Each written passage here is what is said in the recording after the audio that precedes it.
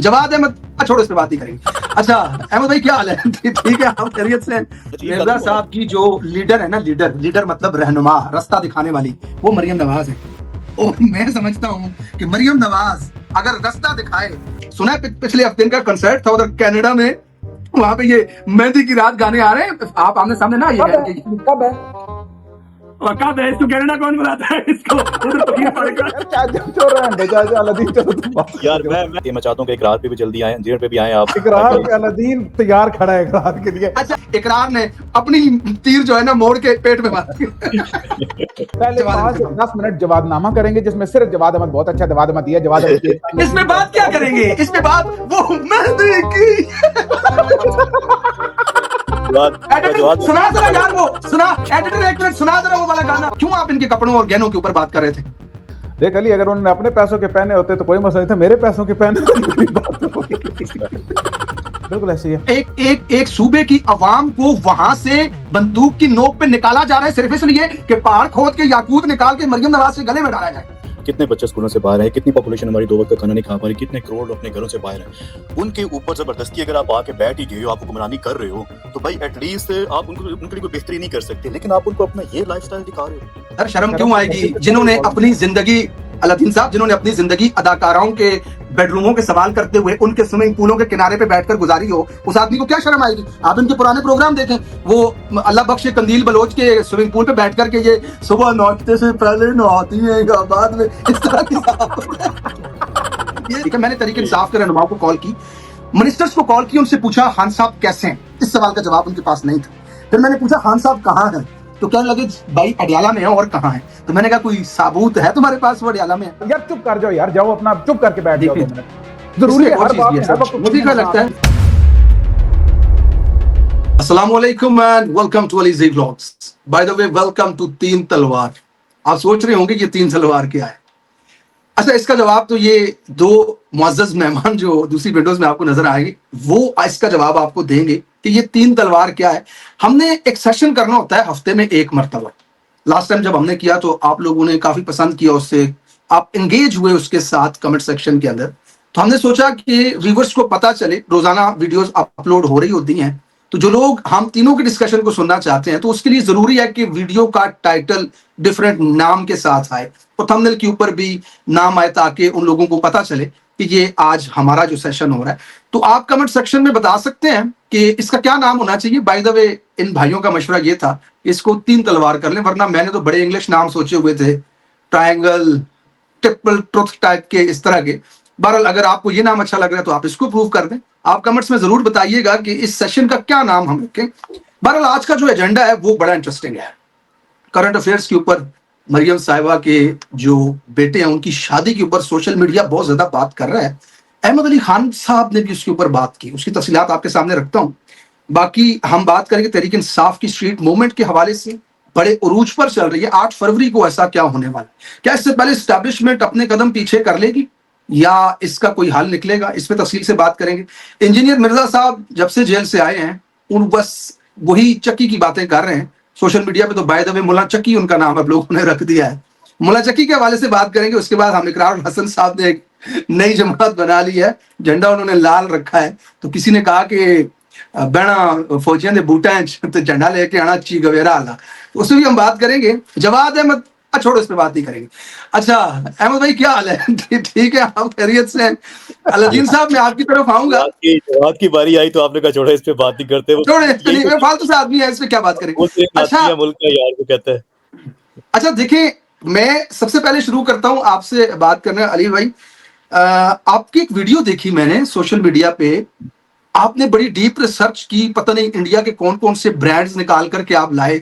ये मरियम ने जो जोड़ा पहना हुआ है इतने करोड़ का है, गले में हार है इतने करोड़ का है, सारे एक आदमी के पास पैसे हैं, वो पहन रहा है, शादियों पे वो खर्चा कर रहा है, उसके बाद वो पूरे पाकिस्तान को दिखा भी रहा है। बाय द वे ऐसे वक्त पे जब एक सूबे के वजीर आला की आंखों में आंसू आ रहे हैं तकरीर करते हुए अपने इलाके के लोगों की नकल मकानी पर, और वहां बर्फ में लोग बेयार मददगार खड़े हैं, बहरहाल फिर भी उनको अच्छा लग रहा है अगर अपनी शादी में खुशियां आपको दिखाना। तो भाई आपको क्या मसला है? वो जितने के भी कपड़े पहने, जितने के भी जेवर पहने, आप उनकी कीमतें बता रहे हैं। इस पे जरा बात करेंगे। बड़ी वायरल जा रही है आपकी वो वीडियो, सारे उसको शेयर कर रहे हैं पता नहीं कितने व्यूज उस वीडियो ने ले लिए। क्यों आप इनके कपड़ों और गहनों के ऊपर बात कर रहे थे? देख अली, अगर उन्होंने अपने पैसों के पहने होते तो कोई मसला नहीं था, मेरे पैसों के पहने होते कोई बात तो हमारी मेरा बात तो बनती है उसमें। अच्छा यार मैं उनकी तस्वीरें सब की तरह देख रहा था, अपने चाचा सफदर की तस्वीर भी मैंने देखी, उसमें मैंने कोई बात नहीं की, मस्कीन आदमी है, लेकिन मेरा दिल कर रहा था कि बीच में मैं लगा दूं, लेकिन मैं मस्कीन आदमी है अपना, हमारी तरह का ही आदमी है वो जिगर, तो उसको क्या कहना है, वो भी कोई लोकल ब्रांड था, कुछ सजाद दर्जी वगैरह का। लेकिन ये जो इन्होंने पहने हुए थे, मैंने जब इनके देखे ना, तो मैंने मेरी एक दोस्त है, मैंने उनसे, वो इन चीजों की बहुत ज्यादा समझती है ना इन चीजों को, तो मैंने उनसे पूछा, मैंने कहा जी ये जरा मुझे बताएं, तो उन्होंने मुझे बताया कि ऐसे ऐसे ऐसे, फिर मैंने जाके उनकी वेबसाइट चेक की और फिर मुख्तलिफ तरीके से जो कि सर्च से आप पता कर सकते हैं चीजें पता की, कुछ लोगों से पता किया। उसमें क्या हुआ, ये वो वाले ब्रांड्स है, लोगों को समझना चाहिए कि आप ये जो पहनते हैं ना जे डॉट और ये वो सारे, ये इनके तो आप जाते हो प्राइस टैग लगी होती, इन ब्रांड्स की प्राइस नहीं लगी होती कहीं पे, सबको पता होता है ये कितने महंगे, और जिनकी औकात होती है सिर्फ वो ही इनको कॉल करते हैं। ये पाकिस्तान की 1% अशराफिया जो है, उस अशराफिया के अंदर जो 1% अशराफिया है ना, उस 1% अशराफिया के अंदर जो 1% अशराफिया है, ये उसके ब्रांड्स हैं ये लोग, ये वाले ब्रांड सारे। ये जब कपड़े बनाते हैं, मिसाल के तौर पे इंडिया का जो ब्रांड है सब्यासाची, आपने इसको कह दिया कि कस्टमाइज, इनके नॉर्मल अगर आप जाए ना कि थोड़े फॉर्मल ड्रेस अगर आपने किसी पार्टी में पहना है, शादी में नहीं किसी पार्टी में जाना है, वो 20-20, 30-30 लाख रुपए के ड्रेसेस है। तो शादी के ड्रेस इनको, मुझे तो उनके नाम कोर्टोर्स बोलते हैं या कोर्चोर्स बोलते हैं, पता नहीं उसे क्या पढ़ते हैं। अब ये स्पेशल ड्रेस बनते हैं और वो दुनिया में एक ही होगा, या 2 होंगे या 3 होंगे या 4, इससे ज्यादा नहीं होगा वो ड्रेस, और जो एक दफा ड्रेस बनेगा वो दोबारा बनेगा भी नहीं। और ये है कि ये जो हायर एलीट क्लास होती है, जैसे कोई बादशाह, ये शहजादे होते हैं, ये सिर्फ उन्हीं के लिए जो स्पेसिफिक चीजें बनाई जाती हैं, फिर ये उसका अलादीन करोड़ों का ड्रेस सिर्फ चंद घंटों की शादी के लिए, उसके बाद ये ड्रेस पड़ा रहेगा। अच्छा मेरा ना, मैंने बाय द वे, ये सारे इंडिया से बनाए जा रहे हैं, इंडिया से आ रहे हैं, ये इंडियन अलादीन में साची इंडिया का ब्रांड है, बाकी जो मरियम नवाज ने पहने थे वो पाकिस्तानी ब्रांड है, इकबाल हुसैन और नोमी अंसारी, और मेरे पास वो पड़ा हुआ है जो जुनैद सफ्तर की बेगम ने पहने हुए थे, वो इंडियन ब्रांड है, एक और तैलियानी ब्रांड है। ये ब्रांड ये करोड़ों में, ये लाखों से स्टार्ट होते हैं, 10, 15, 20 लाख से ये स्टार्ट होते हैं स्टार्ट। तो भाई मेरा सवाल तो वहीं पे है, मेरा सवाल तो वहीं पे है। देखें मैंने इसके ऊपर, पैसे हैं ना अली, मेरे पैसे, अच्छा मैं कह रहा हूँ तुम्हारे पैसे है ना, जिस वजह से अच्छा, सारे मैंने भी इसके ऊपर 2 व्लॉग्स कर दिए। बाय द वे मुझे खुद अच्छा नहीं लग रहा था यार, किसी की शादी किसी के लिबास पे मैं क्यों बात कर रहा हूं। बाय द वे मेरे पास जो वजह थी ना वो ये थी, मैं सर इस शादी को देख के ना हैरान हो रहा था, जो फानूस लगे हुए, जो फूल लगे हुए, ये लग ही नहीं रहा था कि यार ये हम में से हैं। मतलब आप देखिए ना, छोड़ जो पोल की डायमंड्स मरियम ने पहने हुए थे ना, पोल की डायमंड्स, ये रॉ अनकट डायमंड्स होते हैं, ये जिस शेप में आते हैं ओरिजिनल शेप होती है, इनको तराशा नहीं जाता कि इनका वजन ना कम हो जाए, ये इनका अपना स्टाइल है ना पोल की डायमंड्स का, देखिए उसी के अंदर बनवा देते हैं। ये इनकी कीमत नहीं पता, ये अरबों के भी हो सकते हैं आपकी। मैंने जब दोस्त से पूछा, मैंने कहा इनकी कीमत बताओ, जो वो जानती है वो कहती है यू कैन इमेजिन, मतलब ओनली इमेजिनेशन, इनकी कीमत ये नहीं है कि आप कैसे पता कर सकते हैं। और ये जो सेट है ये मोस्ट लाइकली एक ही होगा दुनिया में। अच्छा मसला ये है ना सर जी के देखिए, ये इतना बड़ा क्लास डिफरेंस अवाम और अशराफिया के बीच में, हुक्मरानों के बीच में, और फिर उसके बाद अहम बात यह है कि इनको हमने चुना भी नहीं है कि आप हम पे हुक्मरानी करें ना, इनको जबरदस्ती बिठाया गया कि एक तरफ बादी तीरा के अंदर क्या हो रहा है, एक तरफ एक बिल्कुल ऐसे ही है, एक सूबे की अवाम को वहां से बंदूक की नोक पे निकाला जा रहा है सिर्फ इसलिए कि पहाड़ खोद के याकूत निकाल के मरियम नवाज के गले में डाला जाए। असल देखिए मैं अटक हूं, तुम हरिपुर के हो, ठीक है। हमारे से ऊपर जो कल्चर है सारा, ये अटक वाली बेल्ट से लेकर ऊपर वाला जो कल्चर है, वहां पे खवातीन को अगर कोई खातून मर्द के साथ जा रही हो, हमारा दोस्त भी, हम उसे आवाज नहीं देते ऐसे कल्चर है। आप रास्ता साइड पे कर जाते हैं, इतना हया पर्दा शर्म है उन बहनों को, माओ को, बाहर वो बर्फ के अंदर छतरियों के नीचे बैठी हुई हैं, उनका कोई हया नहीं है, उनकी कोई असमत नहीं है, कोई इज्जत नहीं है। ये अशराफिया ये हम में से है ही नहीं। ये इन्होंने सर इनको इस मुल्क में हुक्मरानी करने का हक नहीं है ना सर। मैं एक रिसर्च अक्सर अपने उसमें बताता हूं सर, ये $1.4 बिलियन नेटवर्थ है मियां साहब की, इनके बच्चों को छोड़ के सिर्फ मियां के जो पैसे दुनिया को मालूम है, जो ऑफशोर्स हैं, जो छुपे हुए हैं, उनको छोड़कर अब देखें इतना बड़ा पैसा जरदारी का 1.6 है बाय द वे, और इनका जब हम नेटवर्क देखने के लिए जाते हैं गूगल पे पूछते हैं कि भाई इन्होंने कमाए कैसे हैं, वो कहता है भाई एग्रीकल्चर के जरिए आसिफ जरदारी ने कमाए हैं, टिप्पर मोली बेच करके। मतलब ये सारा हमारा पैसा यान अली के जरिए बाहर लेके गए, इस तरह इन्होंने बनाया पैसा। मतलब इनको अगर अवाम ने मुंतखब नहीं किया, हमने इनको चुना नहीं है, जबरदस्ती हमारे ऊपर बिठाकर, और हम ऐसे वक्त में कि जब कल के दिन खैबर पख्तूनख्वा के अंदर हरीपुर से लेकर के मानसेरा तक सड़कें भरी हुई, लोग बिलबिला रहे थे अपने हकूक के लिए कि आप हमारे वोट का हक हमें दें और हमारे साथ इंसाफ करें, हमारे लीडर को जेल से बाहर निकालें, अपने हकूक के लिए लड़ रहे हैं। और उसी वक्त में इस अशराफिया खानदान के अपने अकाउंटों के जरिए हमें ये बिलियंस की शादी दिखा रहे हैं, अरबों रुपए की, बड़े बड़े फानूसों के नीचे ये खड़े होकर के ये मुस्कुराते, ये दफलियां बजा रही हैं सरकारी कनीजाएं जो हैं इनकी, जिनको इन्होंने वजारतें दी हुई हैं। तो लोगों को दर्द होता है, लोगों को तकलीफ होती है कि यार तुम हम में से हो नहीं, तुम बिलियनियर हो, तुम अमीर हो, तो जाओ जाकर के किसी बिलियनियर क्लब में रहो, जाओ जाके कोलोराडो के एस्पन वैली के अंदर जाके रहो, सिलिकॉन वैली के अंदर। हमें आपके पैसों से मसला नहीं है, लेकिन पैसों से मसला तब है। ये देख, जो मरियम ने जूती, मरियम का सर से लेकर अगर पांव तक आप करो ना, तो एक आम आदमी को जो जवान 40-50 हजार रुपए बनाता है ना, वो 10-15 हजार रुपए ही बचाता होगा, उसको वो खरीदने में ना 200-300 साल लग जाएंगे सिर्फ मरियम का ड्रेस और जूती खरीदने में। और ये भी मैं बहुत कम करके बता रहा हूँ, बहुत ही कम, अगर सिर्फ 8-10 करोड़ की चीजें आपको याद है जुरैन ने जो आर्टिकल लिखा था ना, उसमें एक चीज ये भी थी, उसने कहा था कि बहुत बड़ा गैप है जो हमारे ये बूमर्स हैं इनमें और जो नई जनरेशन आ रही है, जनरेशन ज़ी है, उसमें बहुत बड़ा गैप है।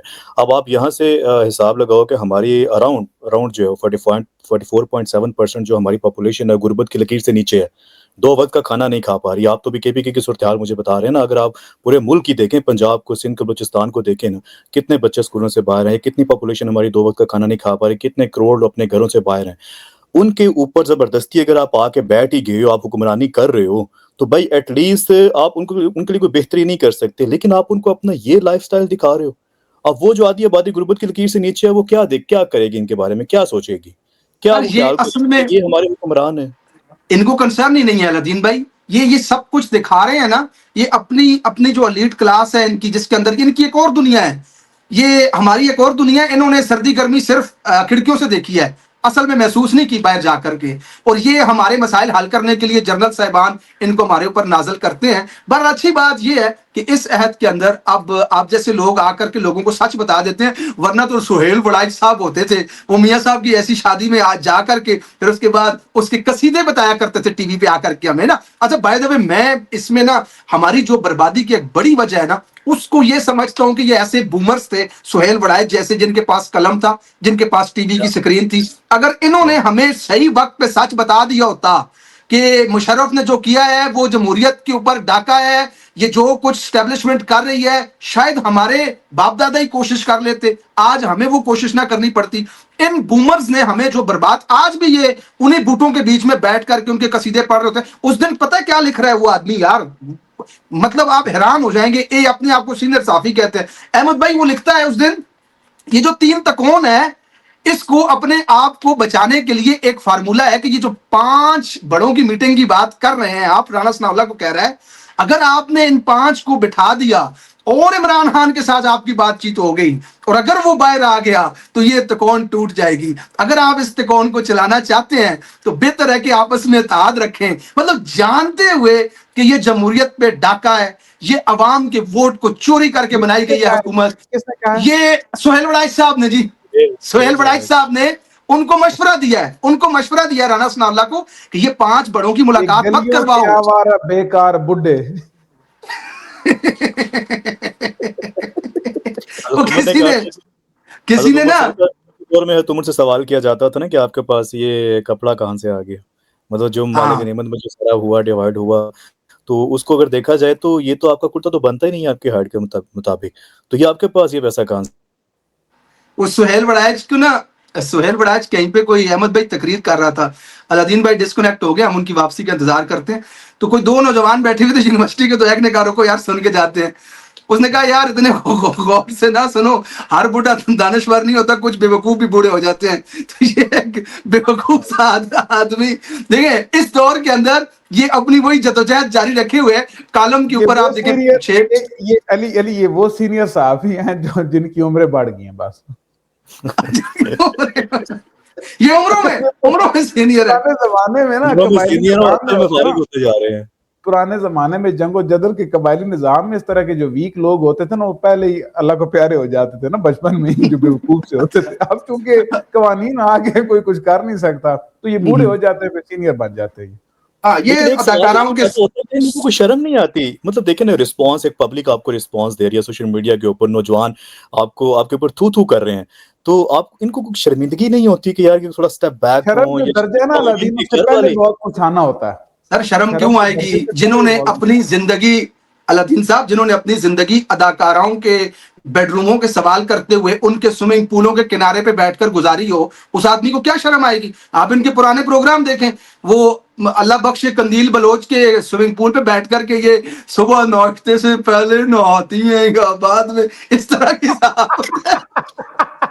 ये इस तरह की साहबत थी इनकी। सर इनको शर्म, आप कैसे जरा, और सर जी इनको कर रहे थे ये सब, ये तब तक टीवी की स्क्रीनों पर और अखबारों के कालमों में आपको नजर आएंगे जब तक ये एस्टेब्लिशमेंट की बदमाशी इस मुल्क में है। जिस दिन ये खत्म हो गई, खुदा की कसम, चौक में 4 बंदे खड़े होकर इनकी बात ही सुनेंगे, नाई की दुकान पे ये बैठेगा जाके, वहां से लोग उठ जाएंगे कि बाबा बोर करने आ गया है। अभी भी सुनते अभी भी कोई नहीं है अली, सुनते अभी भी कोई नहीं है। जबरदस्ती दिखाते हैं ना सर टीवी पे, नहीं हो सकेंगे ये खड़े नहीं हो सकेंगे, ये नहीं, ये नाई की दुकान पे आएंगे, लोग कहेंगे बाबा बोर आ गया चलो। अच्छा बाय द वे, बात हो गई काफी लंबी इस हवाले से। तहरीक इंसाफ के ऊपर अब हम आते हैं। लोग जानना चाहते हैं, लोगों का असल इशू ये है जिसके ऊपर अब हम बात करेंगे। लोग ये जानना चाहते हैं कि तहरीक इंसाफ क्या कर रही है। एक तरफ सर कराची के मैसिव रैलियां, दुनिया टूट पड़ी जनाब। दूसरी तरफ आपने कल देखा हजारा ने जो अपना मंजर दिखाया, बड़ी बड़ी आप देख रहे थे रैलियां, बड़ी आवाम, सुहेल अफरीदी जहां जाते हैं भाई उधर ही जलसा लग जाता है। और इसी बीच में हुकूमत की तरफ से इशारे मिल रहे हैं कि भाई को मुज़ाकरात भी हो सकते हैं। 8 फरवरी का एक ऐलान है मुल्क गिर एहतजाज का। वो एहतजाज के कैसे होगा? मतलब उसके अंदर कोई दुकानें बंद करवाएंगे, बाजार बंद करवाएंगे, या सुहेल अफरीदी का एक अहम इशारा था, वो हरिपुर में कह रहे थे कि लड़ोगे, निकलोगे, मरने के लिए तैयार हो। ये जो उनकी बातें थी काफी इंटरेस्टिंग मुझे लगी। इस हवाले से क्या लगता है अलादीन साहब, कोई अंडरस्टैंडिंग बनती है आपकी तहरीक इंसाफ को 8 फरवरी को कर पाएगी, या बहुत सारे एहतजाज पहले भी? 8 फरवरी के हवाले से कोई जो एक डायरेक्ट और क्लियर लाए अमल वो नहीं दिया गया। जब तक आप एक क्लियर लाए अमल नहीं देंगे तो पब्लिक को कैसे पता चलेगा? अगर आप कोई वो प्लान कर भी रहे हैं 8 फरवरी को मुल्क शहर बंद करने का या लॉन्ग मार्च का, तो कब बताएंगे पब्लिक को? मतलब 2 दिन पहले बताएंगे, 4 दिन पहले बताएंगे? ये तो महीना पहले प्रिपरेशन करनी पड़ती है। तो इस वजह से मुझे लगता है कि ये उस वक्त उस साइड पे नहीं जाएंगे। सिर्फ एक बड़े लेवल के ऊपर जो शटर डाउन हड़ताल की जो मुहिम चल रही है, और तरीके तर्ज़े आइन ने भी उसको किया, और उसके बाद तरीके इंसाफ भी उसको लेके चल रही है। सोशल मीडिया पे मैं देख रहा हूँ काफ़ी सारे लोग जो हैं वो 8 फरवरी की शटर डाउन हड़ताल की मुहिम का हिस्सा बन रहे हैं। तो मुझे लगता है कि ये पहले एक हड़ताल करवाना चाहते हैं, एक मोमेंटम बनाना चाहते हैं, उसके बाद शायद ये कुछ करेंगे, क्योंकि अभी तक कोई वाज़ेह डायरेक्शन तो नहीं आई ना।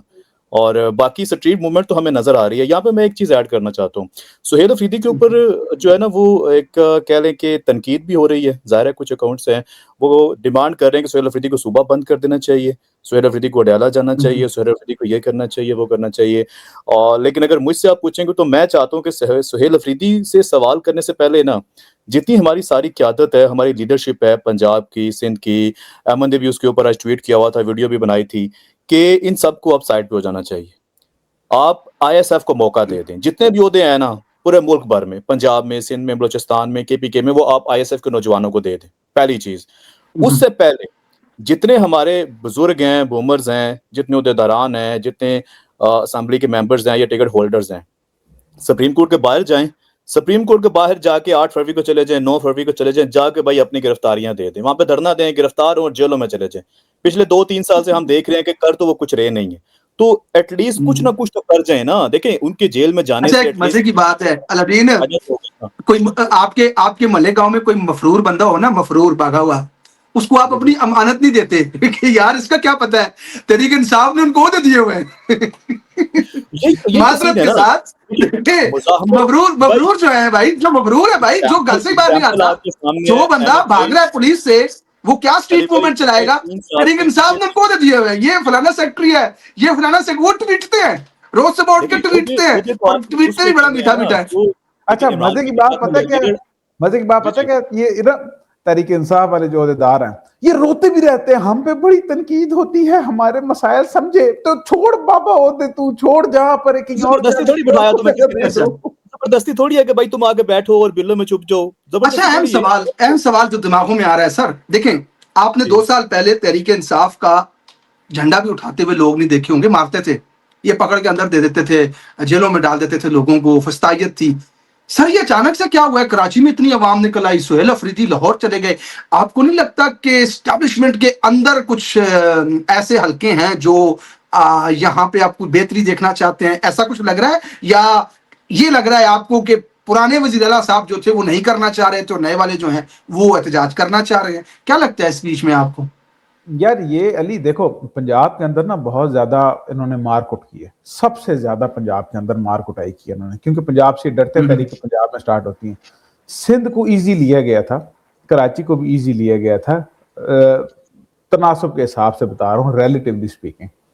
तो उस वजह से इन्होंने स्टार्ट में तो इजाजत दी, लेकिन ये जब लोगों के इन्होंने जो देखने में आ रहा है, जो समझने में चीज आती है, वो यही आती है जो अकल पे बैठती है, कि स्टार्ट में तो इन्होंने वो खेलने की कोशिश की जमहूरियत जमहूरियत पीपल्स पार्टी ने, लेकिन जब इन्होंने देखा मामला तो ऑफ कोर्स नून लीग वालों ने प्रेशर डाला होना फौजियों के ऊपर कि यार उनको समझाओ, हमसे आप मार उठा के हमें मतलब लोग आवाम के सामने आप बुरा करके, और उधर पीपल्स पार्टी वाले जो है वो ऐसी मार है, वो जमहूरी जमहूरी खेल रहे हैं, तो उस वजह से हो गया। दूसरी ये बात है कि कराची के लोगों के ऊपर उस लेवल की फस्तायत नहीं हुई जिस लेवल की मार कुटाई पंजाब के अंदर हुई है। ये एक बहुत बड़ा फैक्टर है, बहुत बड़ा फैक्टर है। शायद सर इसमें एक मेरे पास इसकी एक बेसिक वजह है ना, कराची के अंदर हमेशा से इक्तिदार में बहुत सारी जमातें रही हैं, ठीक है, MQM थी, पीपल्स पार्टी थी, वहां पे जमात इस्लामी का एक बड़ा होल्ड रहा है। तो वहां पे जो इदारे हैं ना, वो इदारे और उनके सरबराहान किसी एक खानदान के इस तरह से मुलाजिम नहीं है जिस तरह से पंजाब के अंदर शरीफों के नौकर हैं, ब्यूरोक्रेसी के लोग। शरीफों ने इस पंजाब के ऊपर इतना अरसा हुकूमत की, और ये मैं खुद से नहीं कह रहा, ये FIA की फाइलें कह रही हैं, ये जजों के सामने गवाहान के बयानात कह रहे हैं, ये नैब की इन्वेस्टिगेशन कह रही है कि बाकायदा शहबाज शरीफ बीइंग चीफ मिनिस्टर अपने लोगों को भर्ती करता था अहम ओहदों के ऊपर, नीचे से लेके ऊपर तक इन्होंने ब्यूरोक्रेसी को इतना जकड़ा हुआ है कि वो लोग इनकी मर्जी इनके कहने पे बंदा मारते हैं जी। वाबिद बॉक्सर को देख लेना, सुन ले आप जाकर के, यूट्यूब पे उसके इंटरव्यू पड़े हुए होंगे। तो ये जो इदारों के अंदर इनकी जो मोनोपोली और बदमाशी है शरीफों की, ये पंजाब में जो बहुत बदमाशी करवाती है। बाय द वे अलादीन भाई, मुझे एक बात याद आई है, लास्ट टाइम अहमद साहब कह रहे थे कि शरीफों की औकात क्या है, आज मैं देख रहा था शरीफों ने दरवाजे पे हाथ बंधवा के खड़ा किया हुआ था बड़ा साहब। आपने पिक्चर देखी है वो वाली, मैं जिसके बारे में बात कर रहा हूँ, देखिए पिक्चर, कह रहे हैं शरीफों की औकात फिर भी कोई नहीं है। मैं आपको सीरियसली बता रहा हूँ, ना जरदारी की औकात है, यहाँ औकात सिर्फ बंदूक की है, बंदूक जिसके पास है वो जर्नैलों के पास है। मरियम के पास भी तो है ना, मरियम के पास दोनों, तो है। आप कहें ये दोनों बराबर के शरीक हैं, इनको कम मत करें, ये दोनों बराबर के शरीक हैं, इस हर जुर्म के अंदर ये बराबर के शरीक, ये बराबर की इस वो गोल चक्कर के अंदर हम फिर घूमते रहेंगे। अच्छा चलें, चक्कर से बाहर निकलते हैं, ऐसी हो जाएगी दिमाग की, आगे चलो। अच्छा चलो आगे चलते हैं। आगे जब हम जाते हैं ना, तो आगे हमें एक ही चीज नजर आती है, इमरान खान साहब की इस वक्त कितने दिन हुए किसी के साथ मुलाकात भी नहीं हुई, ठीक है। मैंने तहरीक इंसाफ के रहनुमाओं को कॉल की, मिनिस्टर्स को कॉल की, उनसे पूछा खान साहब कैसे हैं, इस सवाल का जवाब उनके पास नहीं था। फिर मैंने पूछा खान साहब कहाँ हैं, तो कहने लगे भाई अडयाला में है, और कहाँ है? तो मैंने कहा कोई साबूत है तुम्हारे पास वो अडयाला में है? मतलब कितने दिन हुए आप नहीं मिले, उनकी बयान नहीं मिली, इस बात की क्या करें आपको? ये बात कि इमरान खान अडयाला में है और ठीक है, ये बात आपको वो बता रहे हैं जिन्होंने अल्लाह के 99 नामों के नीचे खड़े होकर झूठे हल्फ उठाए हैं, जो फार्म 47 से असेंबली में बैठे हुए हैं, जिन्होंने आपकी सीटों पे कब्जा किया हुआ है, वो डकैत आपको कह रहे हैं कि खान जेल में है और ठीक है। आपके पास कोई एविडेंस नहीं है। आज इमरान खान के बारे में हमें नहीं पता वो किस हाल में है, उनकी कैसी तबीयत है, उनकी बहनें नहीं जानती, उनके डॉक्टर्स नहीं जानते। एक हल्की सी झलक देखी थी जिस दिन उनको सजा हुई थी, उसको भी महीना हो गया, सफदर साहब जो उनके वकील हैं उन्होंने, उसके अलावा हमें नहीं पता। तो फिर तहरीक इंसाफ के साथ जो हजारों की तादाद में दुनिया सड़कों पर निकलती है, ये एक दिन सारे मिलकर उन लोगों को बुला करके इस्लामाबाद में प्रेशर डाल के क्यों नहीं हुकूमत से एक मुलाकात ले लेते? ये बात मुझे समझ में नहीं आती। देखो देखो देखो, इसमें जो बात है ना वो ये है कि रेगुलर बेसिस के ऊपर तहरीक इंसाफ को तोड़ फोड़ के हर वक्त जो प्रेशर बनता है उसको फिजल आउट करवाया गया। 2-2.5 साल हमने देखा अली अमीन गंडापुर को, तकरीबन 2 साल के आसपास का अरसा बनता है। अली अमीन गंडापुर ने जबरदस्त बनाया मोमेंटम बड़े तरीके से चैनलाइज करके निकलवा दिया, और हर दफा उनको ये बेसिकली जो क्यादत है वो दिमाग के अंदर हारी हुई है, जो मुझे महसूस होता। वरना मैं देखो अली, पता मैं पार्टी के ऊपर नहीं तनकीद करता, मेरा तहरीक इंसाफ से उस तरह कोई ताल्लुक नहीं है, मैं कोई कार्ड कैरिंग मेंबर नहीं हूं, ना मैं किसी ओहदे का उम्मीदवार हूं। लेकिन मैं पार्टी के ऊपर इसलिए कहता हूं क्योंकि ऊपर हर तरफ से ये ज़ेरे अताब आए हुए हैं और इनके ऊपर बड़े मसले मसाइल भी होते हैं। लेकिन मेरा दिल करता है कि इन लोगों को बताएं कि यार देखो, आप लोगों की उम्रें हो गई हैं 60-60 साल, ठीक है, 50, 55, 60 साल। आपके अंदर इस उम्र में लड़ने की सकत नहीं होती, ये हमें पता है, हमने अपने बड़े देखे हुए हैं, सारे आसपास हमारी सोसाइटी और जनरली भी दुनिया में बंदा 60 साल का बंदा नहीं लड़ता। वो कहता है यार मैं पूरी उम्र लड़ता रहूं, अब मेरे हालात बेहतर हुए हैं, चुप करके बैठ के खाना खाऊं। अब आपको ओहदे के चस्के पड़ गए हैं और ओदो में आपकी इस बात से एक बात याद आ गई है, आपकी इस बात से एक याद आ गई है, मैं अब नाम नहीं लूंगा बड़े ओहदेदार का, उनकी उम्र भी इसी तरह की है, लोग खुद गैस कर लेंगे। कोरोना के दिनों में मास्क पहन के आ गए ना, तो वो हम एक बैठे हुए थे किसी होटल पे चाय पी रहे थे, तो वो एक बाबा कह रहा है पता नहीं इसने कितना जीना है यार, इसको जिंदगी कितनी प्यारी है, इसकी उम्र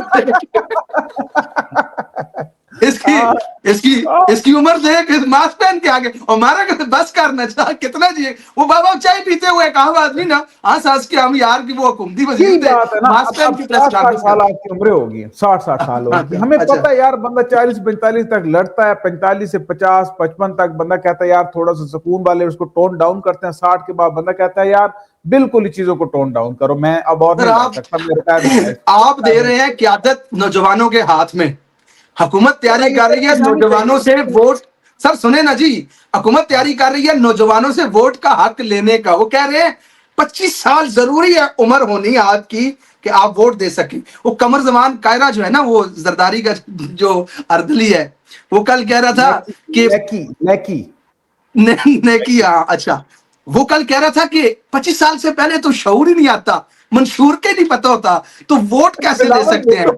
बिलावल भुट्टो कहाँ जाएगा? वो कितने साल में लगा था जी?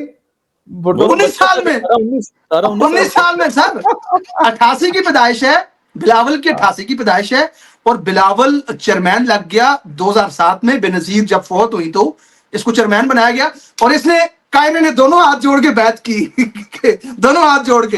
अच्छा मजे की बात सर, उस वक्त इसको उर्दू भी नहीं आती थी और इसे ये भी नहीं पता था कि पाकिस्तान के सूबे कितने हैं, और इस बंदे को पीपल्स पार्टी का चेयरमैन बनाया, और इन बुढ़े बूमर्स ने उसको एक्सेप्ट किया बीइंग अ चेयरमैन। आसपा की आप एक तकरीर देखें, लगता है उसके भांजे संभालेंगे आगे पार्टी, वो जो आ गए हैं ऑलरेडी।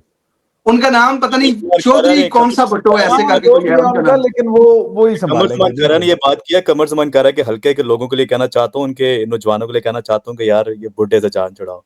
ये अपने हल्के में शहर में नजर आता है ना, तो जरा ऑलरेडी जान छुड़ा चुके हैं। इस तरह के माइंडसेट के लोग जो है ना वो बर्बादी है हमारे मुल्क की। आसपा की एक तकरीर देख रहा था आज से कोई 4-5 साल पहले, मैं उस वक्त 27 साल एज थी इनकी, मैंने सर्च करके वीलॉग बनाया था इसमें। वो आई जिंदगी में पहली तकरीर करने के लिए, ठीक है, स्टेज पे पीडीएम का जलसा था। अब मैं देख रहा था कि भाई पीडीएम खान साहब की हुकूमत के खिलाफ क्या बात करेगी। आसपा स्टेज पे आई और उन्होंने क्या किया, सिर्फ एक नारा लगाया जिए भुट्टो का, और उसके बाद पीछे से साबका वजीर आजम 70 साल यूसुफ रजा गिलानी तालियां बजा रहा था उसके बाद पीछे खड़ा हुआ, जितनी भी क्यादत थी इसकी पीपल्स पार्टी की सब पीछे हैं, और आसफा भुट्टो जरदारी लीडर थी उनको, और उन्हें सिर्फ उर्दू में यही कहना आता था जिए भुट्टो। ये इस तरह की जमात है। क्या किया था, देखी थी वो वीडियो? स्टेज पे कायम अली शाह को नीचे बिठाया है साथ अपने। अब अंदाजा लगा। अच्छा इन्होंने ना, इनका तो अल्लाह ही हाफिज है, ये तो गुलाम दर गुलाम अली भाई ये हकीकत है ना, ये तो ऑब्वियसली इन लोगों का एक माइंडसेट है और इन लोगों ने अपने बच्चों को तैयार करना है हमारी आने वाली जनरेशन के ऊपर ना मजीद कब्जा रखने के लिए, तो ये तो सबको पता है। फिर एनीवे हम टाइम ज्यादा ले जाएंगे, हमारे अभी 2-3 चीजें रहती है। मैं चाहता हूँ कि इकरार पे भी जल्दी आए, इंजीनियर पे भी आए आप। इकरार पे अलादीन तैयार खड़ा है इकरार के लिए। अच्छा पहले इकरार जो कुछ कर रहे हैं ना, इकरार साहब जो कुछ कर रहे हैं, इकरार पे मैं एक चीज ऐड करूंगा। हम मुला चक्की पे बाद में आते हैं, पहले इकरार को रखते हैं कि वो क्या कर रहे हैं।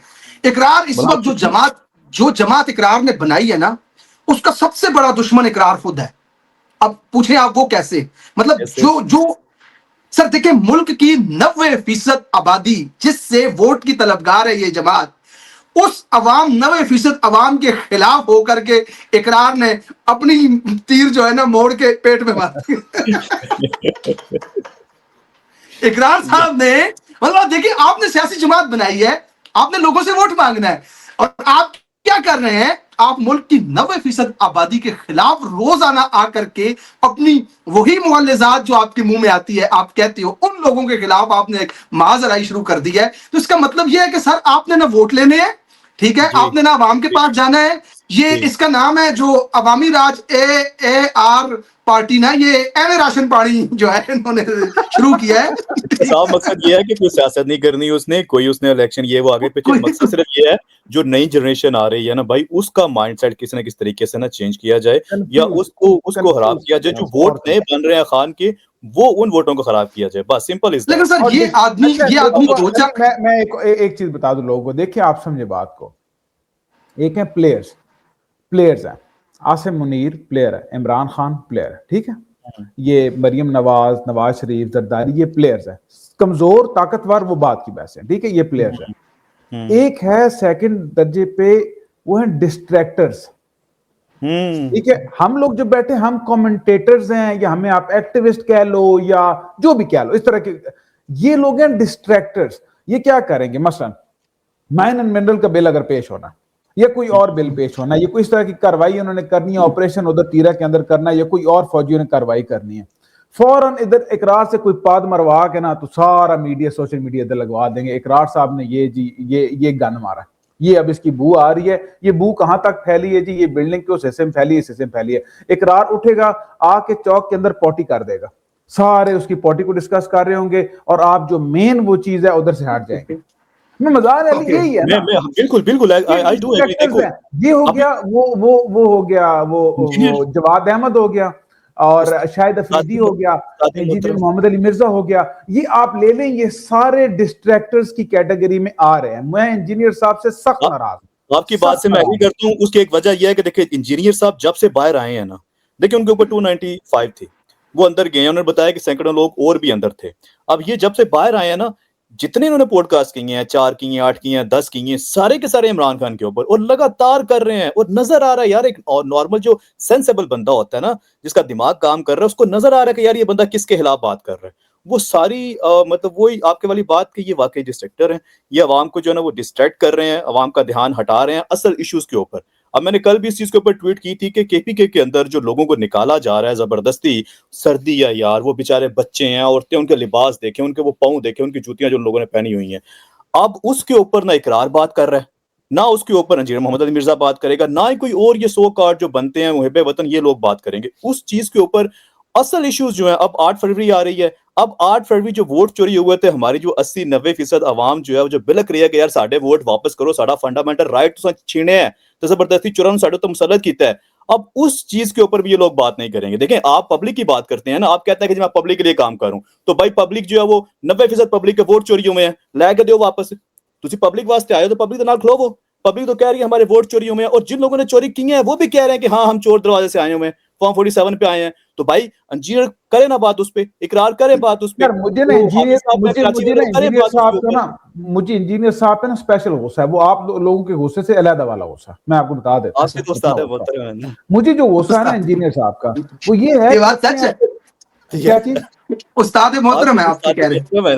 हाँ, तो यार लाजिम बात है, मैं झूठ थोड़ी बोलूंगा, मैंने दीन उससे बहुत सारा सीखा है, ठीक है। तो मुझे गुस्सा डिफरेंट किस्म का है ना आप लोगों से। मेरा भी आपसे क्रॉस आर्ग्यूमेंट होगा इस पे। मैं आपसे सवाल पूछूंगा, पहले अपनी बात कंप्लीट करें आप। जी। करो ना। मेन प्रॉब्लम क्या है?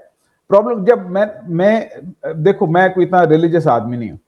मैंने इंजीनियर साहब का चीजें सुनी, बहुत सारी चीजें सारी मेक सेंस करती थी, सब कुछ किया। वो एक दावत आई, नई किस्म की दावत थी। हमें लगा यार जबरदस्त इसके अंदर तपड़ मौजूद है, बंदे के अंदर बंदा खड़ा भी हो गया, उसके ऊपर 3-4 कातलाना हमले हुए जो कि जेन्युइन थे। किसी ने ये नहीं किया कि यार कोई झूठ मूठ का किया हो, ठीक है।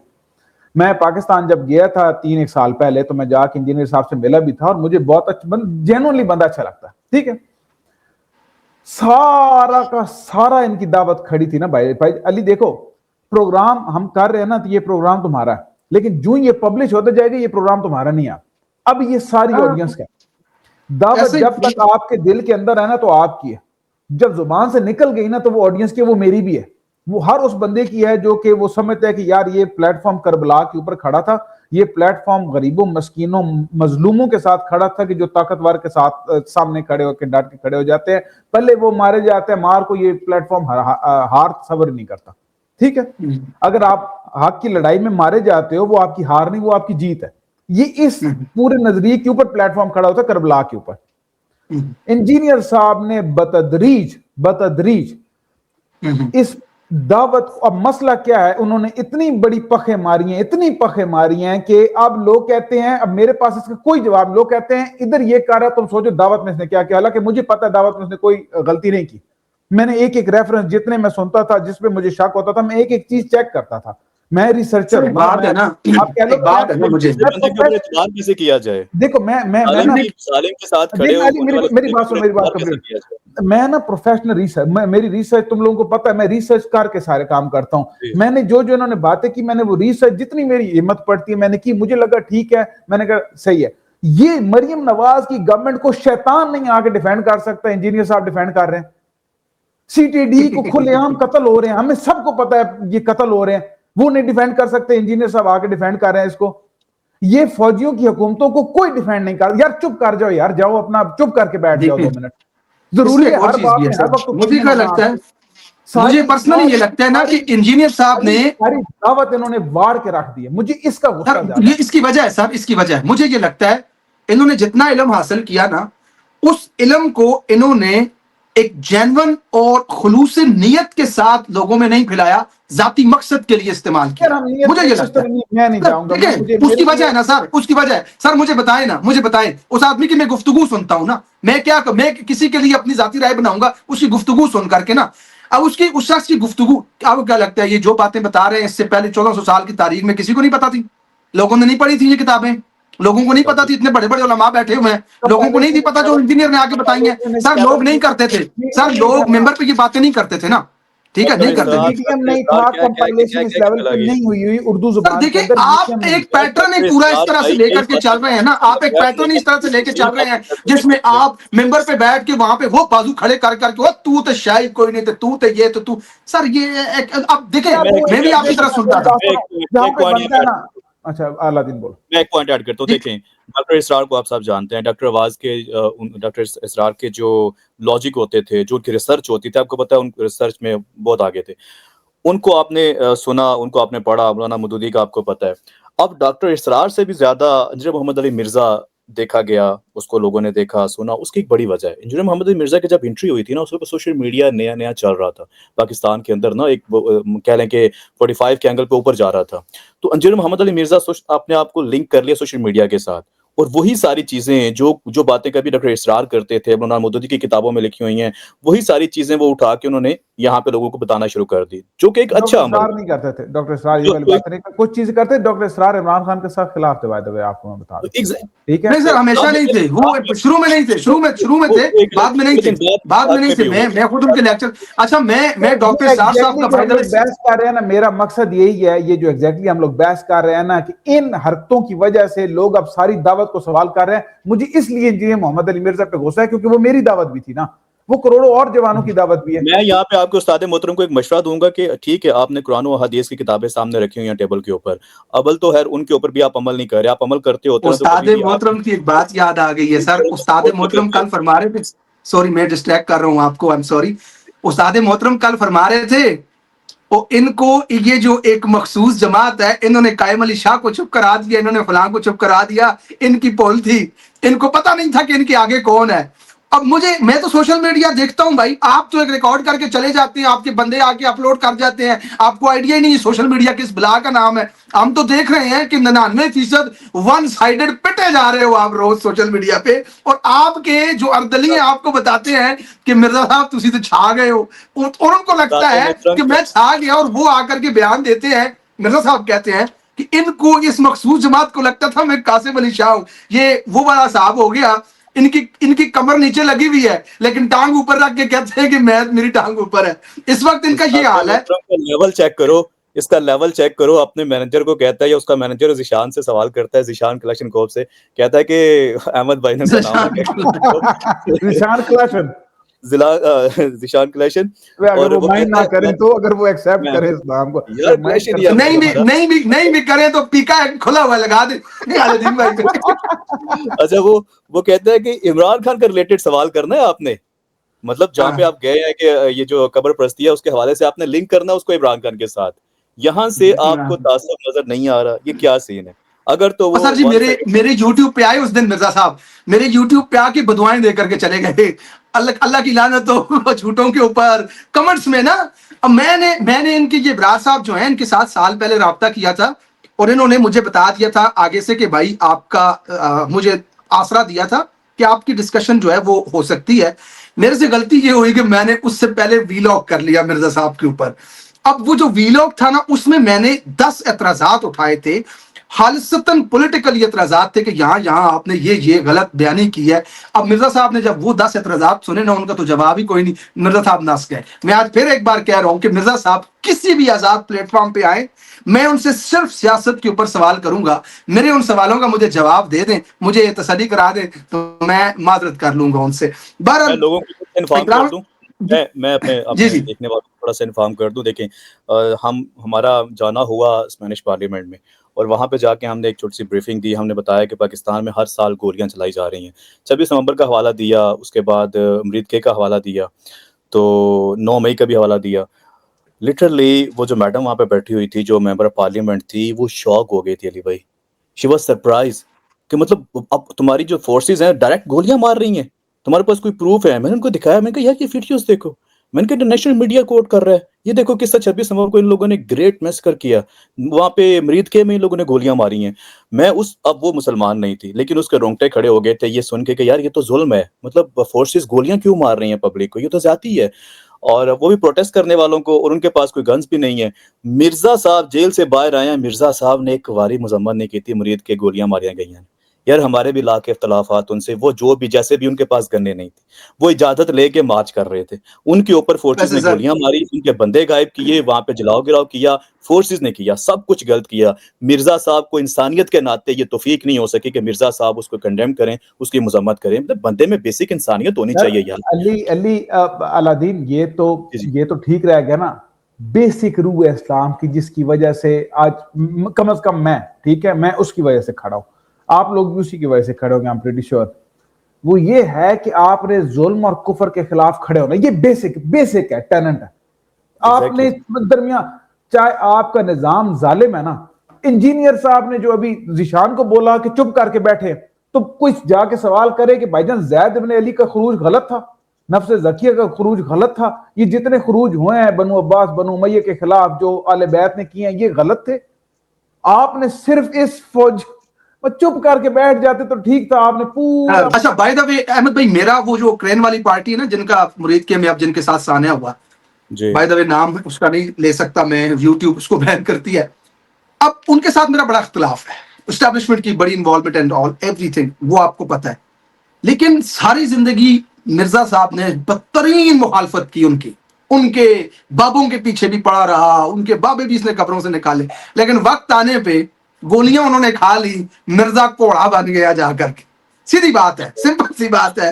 मतलब देखें, जो भी हुआ उनके साथ बहुत जुल्म हुआ, लेकिन इस आदमी का मैंने इंटरव्यू देखा, ये बार बार इस बात को ग्लोरीफाई कर रहा था मिर्जा साहब कि जो जैसा करते हैं उनके साथ फिर वैसा होता है, कि जानबूझ के मुतअद्दिद मर्तबा ये बात कर रहे थे मिर्जा साहब, इसको जस्टिफाई कर रहे थे कि जो कुछ उनके साथ हुआ। यार उन्होंने 1000 जुर्म किए होंगे, जो आप कह रहे हो कि लोगों पे तौहीन मज़हब के इल्जामात लगाए होंगे, लेकिन अली इसमें सारे वो लिबरल नहीं, सारे फिलोसफर, जिनको हाँ, बड़ा कानून और आइन, ये सारे इकट्ठे हैं। यही तो मिर्जा मसला साहब भी क्या फिर है उधर ही है। exactly, कि अपने ऊपर हो तो आपको ड्यू प्रोसेस चाहिए। यार मैं आपको एक चीज बता दूं, दूसरे के इमरान ऊपर खान कर दो। हमेशा ये बात करता है कि रूल ऑफ लॉ होना चाहिए, कानून की हुक्मरानी क्यों जरूरी है। देखें, मुल्क के अंदर जब कानून की हुक्मरानी होती है, हर चीज कानून देखता है। एक बंदे ने अगर आपको चपेड़ मारी है ना, तो उसको जो चपेड़ का जो जो सजा बनती है उसको वो मिलेगी। एक बंदे ने जो चोरी की है, अदालत जो चोरी की सजा है उसे वो देगी। मुझे आप ये बताएं अली भाई, एक बंदे ने चोरी की है, क्या आपके पास, कानून के पास या पुलिस वाले के पास ये राइट है कि आप उसको ठोक दो? या कोई कोई कोई बंदा है, वो किसी के साथ लड़ाई कर रहा है, कोई चीज छीन के ले गया, उसने कोई और जुर्म कर दिया, यार अब उसकी जान क्यों ले रहे हो? सबसे बड़ी चीज ये है कि अगर कल को इकरारुल हसन के साथ ज्यादती होती है भाई, या इसकी कोई जान लेता है, अल्लाह ना करे ऐसा हो, या इंजीनियर या कोई और पाकिस्तानी, तो भाई इन लोगों ने अगर वो जुर्म नहीं किया तो गोलियां क्यों मारी जा रही हैं भाई इन लोगों को? आप इनसे इनकी जान क्यों छीन रहे हो? अगर किसी ने कोई गलत काम किया, अदालत होनी चाहिए, रूल ऑफ लॉ होना चाहिए, उसके ऊपर केस चलना चाहिए, वहां पे सबूत, गवाह, सब कुछ होना चाहिए, और रूल ऑफ लॉ, अदालत के मुताबिक, कार्रवाई के मुताबिक जो सजा जिसकी बनती है वो उसको दें। लेकिन ये तो ज्यादती है ना भाई, आप जो है वो फोर्सेस के हाथ में बंदूकें पकड़ा दें अपनी मर्जी से। जब आप इंजीनियर साहब कह रहे हैं सीसीडी की करामात हैं, सीसीडी को वो प्रेज कर रहे हैं, यार shame on you engineer. CCD जो है वो किसने, उसने कितने इनकाउंटर कर दिए, कितने उसने मासूम लोग मार दिए हैं। ठीक है, अगर किसी ने कोई डकैत है, कोई जुर्म कर रहा है, कोई बंदे मार रहा है, देखें पाकिस्तान का लॉ आपको ये भी कहता है, अगर आप जा रहे हैं, आपके सामने मुजरिम है, उसने सरेंडर कर दिया है, बंदूक नीचे फेंक दी है, कानून ये कहता है कि आप उसको गोली नहीं मार सकते। सबसे पहले गोली उसकी टांग में मारी जाती है, अगर उसने गन भी पकड़ी हुई है, उसको आपने सबसे पहले अरेस्ट करना होता है, जिंदा पकड़ना होता है। हमारे यहाँ पे क्या होता है कि अगर बंदा हथियार अच्छा, फेंक भी दे, वो उसके उसकी पास हथियार लॉजिक क्या नहीं भी देते हैं होता, अलादीन? फिर भी उसको गोली मार दी जाती है। यार क्यों मारी जाती हैं गोलियां भाई? उन नहते होते हैं, उनको गोलियां मार दी जाती हैं, यार क्यों? उसकी इसके ऊपर लॉजिक ये लोग नहीं उसकी बोलेंगे। लॉजिक पता क्या देते हैं? उसकी लॉजिक जी जी। देते हैं जी, एक कमेटी बैठती है, वो मिल के फैसला करती है। बिल्कुल ऐसे ही है कि किसी ने, खातून ने कुछ किया है तो सारे कहीं कमेटी ने मिल के किए, करो। मतलब कल वो को भी हमारी लीगल है ना। कल को हमारी हुकूमत आती है तो हम अपनी कमेटी बना के ठोकते जाएं बंदे? व्हाट द हेल यार, रूल सर ऑफ लॉ होना चाहिए सर, भाई, इंसाफ होना चाहिए, मिर्जा कानून होना साहब की जो लीडर है ना, लीडर लीडर मतलब रहनुमा, रास्ता दिखाने वाली, वो मरियम नवाज है। और मैं समझता हूं कि मरियम नवाज अगर रास्ता दिखाए, उस रास्ते पे लानत। जो उस रास्ते पे चले, उस रास्ते पे भी लानत। ठीक है ना? मिर्जा साहब की आजकल रहनुमा वो है, वो बड़ी तारीफ करे, वो कहते हैं चीफ मिनिस्टर आई है तो ये देखे ना सीसीडी क्या कर रहा है, चीफ मिनिस्टर आई है तो देखे ना आज तालीम कैसे चल रही है, चीफ मिनिस्टर आई है तो देखे ना। ये पुराने ही इमरान रियाज ने बहुत पहले कहा था, ये छोटा नवाज शरीफ है, ये छोटा नवाज शरीफ है।